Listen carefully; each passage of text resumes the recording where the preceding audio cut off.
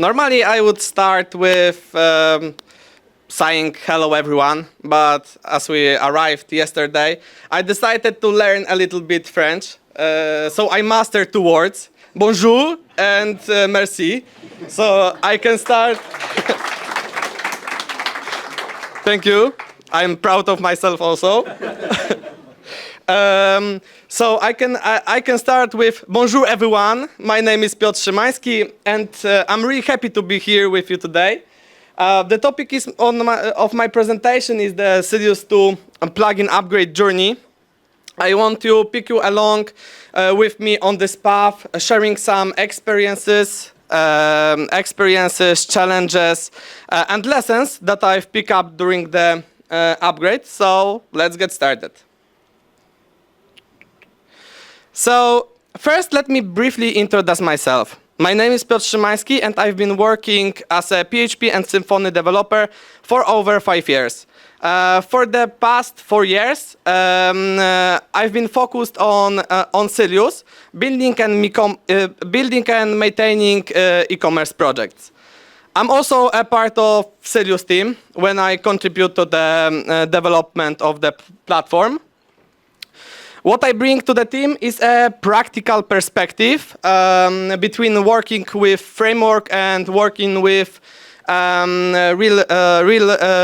real-world implementations. So I want to connect framework needs with actual project needs. Here we have a quick overview of what we are going to cover today. First, we will start with overview how Sylius has evolved from over a few years. Then we will check something behind the scene, who is behind Sylius upgrade and who is exactly in the Sylius team working on Sylius 2.0, but also on plugin upgrades. Next, we will dive into the upgrade process. I will share some practices and advices. A little bonus, small announcement about Sylius 2.1. We will discover what's new in Sylius 2.1, and after that, we will have a Q&A session. So. Until 2023, until mid-2023, Sylius team was focused on maintaining first version. Later that year, Sylius got a new leadership following its acquisition, and that marked beginning of a new chapter with clear focus on the future of the platform. And since then, new team members has joined, and programs like the Sylius key contributor programs could be launched. It's just for strengthen community involvement. And just before 2025, we released Sylius 2.0. Which brings us to the reason why we are here today, supporting with our plugin new Sylius version. As I said before, I wanted to introduce you to entire Sylius team. As it was shown on the previous slide, and as you probably know, Sylius is led by Mikołaj and Damian. Earlier this year, we welcomed a new CTO, Szymon Skowroński. The team also consists of Magda, which is our product owner, Grzegorz, who is our team leader. He is responsible for coordinating and releasing new versions. The backend team consists of 6 developers. Frontend team recently grown. Piotr joined Bartek, making it 2-person team now. And they support us with project work, plugin work, but also they are involved to the project like Front Wings, which is a React-based app, which has gained more visibility last month. Sorry. Also, we have a dedicated QA engineer, which is Szymon, who ensures us that everything we deliver is properly tested and working as expected.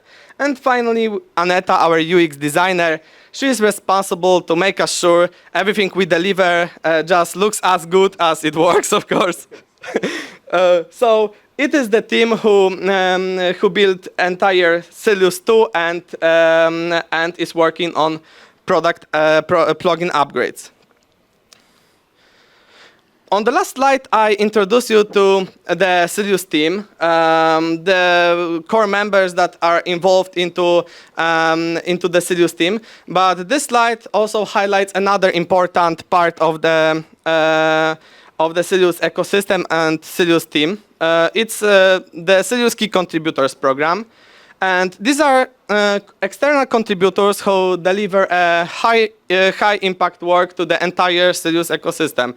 They support us. They support efforts like plugin upgrades, like broader improvements, and we can ask them about some advices and how to take some approach for future. They keeps our ecosystem vibrant and evolving. So both Sylius team and key contributors, we built this workflow, which I want to share on this presentation, and Sylius ecosystem with everything around it. Since I mentioned Sylius key contributors, then I want to remind you how you can become one yourself. To be recognized as a Sylius key contributor, you just need to contribute to the Sylius development, of course. Whether by submitting some pull requests, taking or reporting discussion on GitHub, or even sharing your knowledge through blog posts or conferences in the Sylius ecosystem.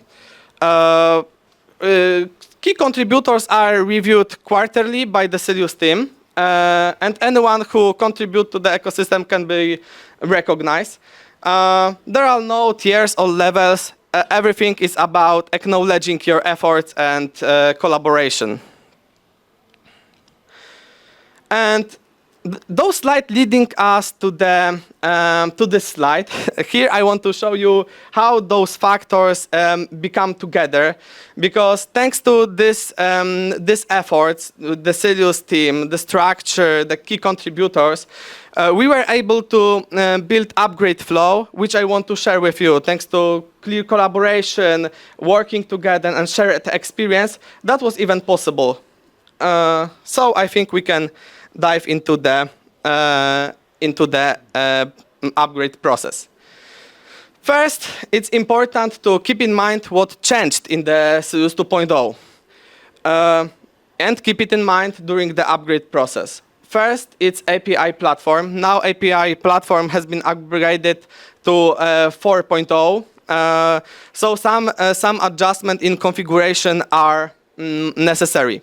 Also, we introduced tweak hooks, which replace the old Sonata events and template events, and this is the way now how to customize your templates. The next thing is switching from Vinzu state machine to the Symfony workflow to be closer to Symfony standards. We removed semantic UI, and in this place it's now Bootstrap, so it's much easier and more intuitive to override and add styles. On the Sylius 2, we completely overwrited tweak templates. Now it's, as I said before, it's based on the tweak hook, so we completely rewrite it, and we fully removed jQuery from the project. We talk about what changed in the Sylius 2, but also it's a good question to ask ourselves why it's worth to upgrade your plugin. And the answer is easy. It's the way Sylius is evolving in. It's future-proof, and basically it will be actively maintained by the Sylius team. But also, when you start working with Sylius 2, you can feel immediately difference between old and new version. a lot of things like customizing templates, adding UI elements are easier to do it. So customization, entire process can be much faster than before. Bootstrap integration is also a really big factor to do it, because now it's much easier to handle some custom styles. We refreshed full design, and what I really appreciate and I really like in Sylius 2.0 is live components. Now we have it, and we can reduce custom JavaScript. Really, a lot of unnecessary JavaScript can be removed. We delegate this logic to the backend, and now we can handle real-time updates for forms on the backend side, which is pretty cool. Here we have a high-level agenda of all steps that we going to cover today. But I want to show it for you just to take as a little checklist of things that are necessary to do when you upgrade plugins to the higher version. All of these steps are crucial and build on each other. We'll walk through dependency environment preparation, database migration, through migration to tweak hooks, webpack configuration, testing, cleanup, payment integration, all the way to modernizing your plugin and handling potential issues. So, as you probably know, the first step during the upgrade process is bumping version of Sylius to 2.0 and run composer install. It sounds simple, but sometimes it's not. Sometimes we have some issues with dependencies, with packages. So our recommendation here is to just focus on fixing errors.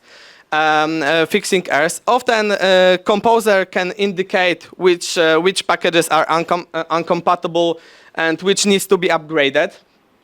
The goal here is to reach a point where all dependencies solve correctly.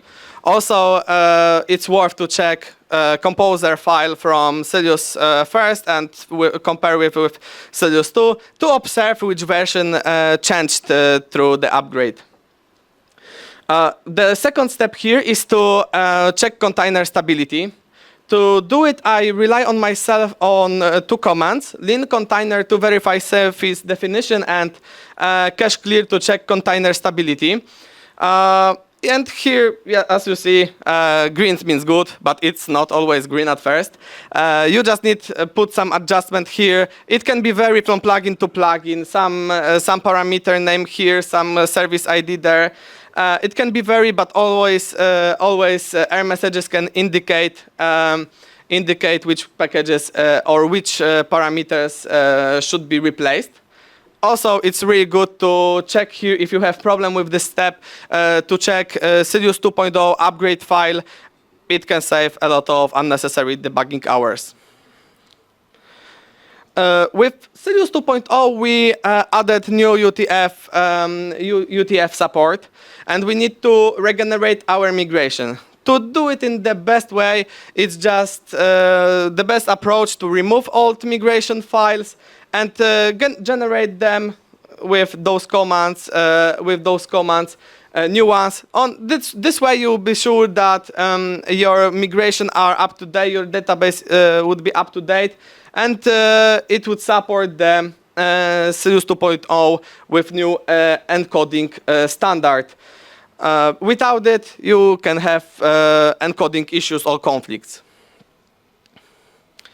As we talked a little bit before, another important step is we replaced the old template Sonata events and template events with tweak hooks. It brings us several benefits like auto-prefixing, ability to set priorities for rendering order, but also easy configuration for enable and disable options for UI elements. we can inject anywhere we want some blocks, some UI elements. Especially we use it during Sylius CMS plugin when we could just inject blocks, inject UI elements through the config file instead of adding it in the tweak files, which is also really good. Also, in this step, it's really cool to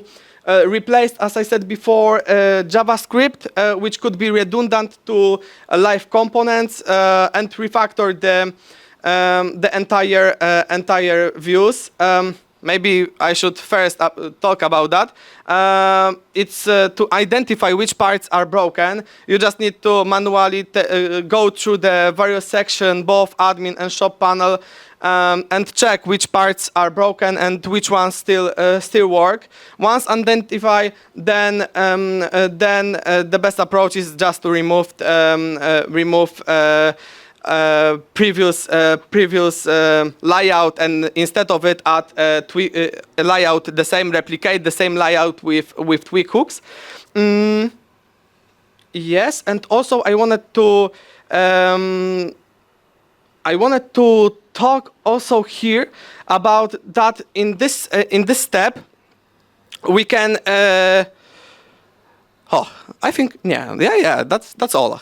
We can go. We can go to the next step. We will back to it later. Here I wanted to show you some adjustments in Webpack.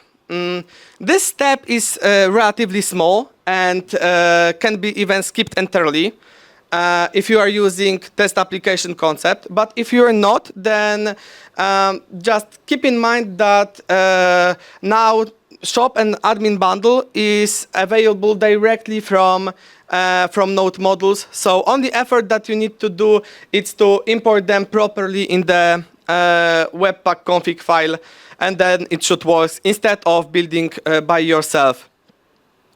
Also in the step I want to mention that Webpack now is required, so if you are using Gulp on other tools, they should be replaced with Webpack. This step is all about fixing and adjusting tests.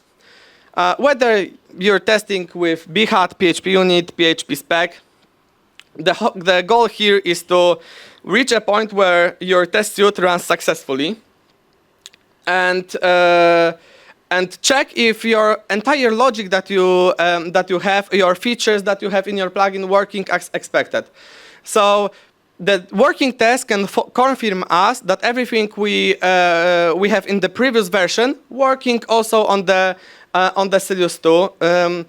Here also issues can be vary from plugin to plugin, but main things that coming up after when working with tests are incompatible selectors, because we moved to the tweak hooks. A lot of selectors changed, some attributes names changed, so we need to debug it a little bit and find which selectors are incompatible.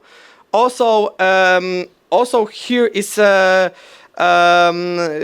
important to check it manually if everything works as expected. So going through the whole application, because sometimes tests can pass, but some features are not working properly. So here we want to restore the passing pipeline and make sure that our application works as in the previous version. And here we are getting closer to the finish line. Here we have a step about general cleanup, configuration refactoring. You'll be likely able to remove unused packages, like here Postgres, dirty forms, packages related to semantic UI. As I said before, it's also important to reduce unnecessary JavaScript with live components. And if you don't have done, then optional step is here to move your configuration to the config directory instead of keeping that in the resources directory. It's more modern and it's aligned with modern Symfony standards. Just a quick note here: if you are using plugins related to payments, then it's we want to encourage you that its best way to do it is changing legacy Payum-based integration with payment requests. It's modern, more flexible, and API-friendly approach. Also, it's better to connect with external providers and for headless setups. So payment requests are really good to change from the legacy Payum-based integration. And as you probably know, Sylius 1.14 supports both Vizu State Machine and Symfony Workflow. Now it's time to fully switch. Symfony Workflow is more modern, more aligned with Symfony standard. It has really clear YAML configuration with built-in support for event listeners. So the best way here is to replace all Vizu State Machine with Symfony Workflow. It's also the step that make us closer to the Symfony with its native component. After that, of course, we need to check if everything works, because sometimes we can change it. Like with artificial intelligence, it's quite cool, like with codecs, but we need to check if everything works as expected and if our test still passed. Another important thing is API platform. If your plugin extend or customize API resources, then the best way is to just go through this structure to check if your configs are properly working and it's aligned with new Sylius 2 standard. For example, now in the configuration there is not open API blocks, so we are using documentation modifiers, which is visible here. Also, make sure that your query extensions are granular to avoid any potential overriding some logic or potential conflicts. It's really important. When working on this slide, we actually sat down with the team and asked ourselves, what's the most common migration issue? And honestly, there wasn't one specific technical problem that kept coming up over and over again. All things were just things we just overlooked. The things that slipped through the cracks. Some parameter, undefined parameter, service ID, service undefined there. In here, our recommendation again is to check upgrade file of Sylius 2.0. It includes all changes that we made in Sylius 2, and it can save a lot of hours of unnecessary debugging. This step is not directly about the upgrade process, but it's more about best practices. Here, if you are overriding or adding some behavior to core entities like product, order, customer, then our recommendation is to not add it directly in the entity class with annotations. Instead of it, please use traits with attributes-based mapping. It's more modular and more modern approach, and it also is less conflictual. Less conflicts can be here if you are using traits.